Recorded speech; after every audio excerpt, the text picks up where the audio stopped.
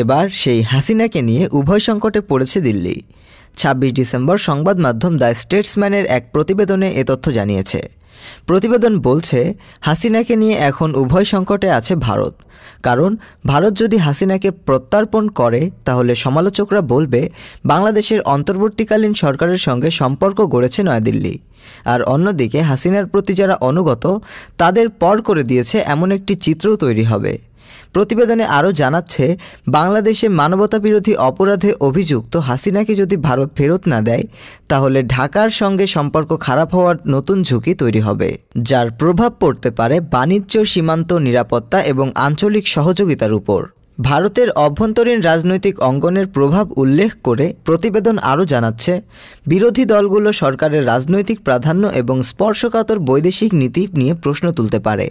এছাড়া আঞ্চলিক পরাশক্তি ও মানবিক মূল্যবোধের প্রতি ভারতের যে প্রতিশ্রুতি আছে সেটিও প্রশ্নবিদ্ধ হবে। বিষয়টি দক্ষিণ এশিয়ার কূটনৈতিক ভূচরিত্রের বিষয়টি আরও বড় পরীক্ষার মুখে পড়বে, যেখানে নির্বাসিত ব্যক্তি ও তাদের ফেরত চাওয়ার বিষয়টি নিয়ে বিতর্কের সৃষ্টি হয়।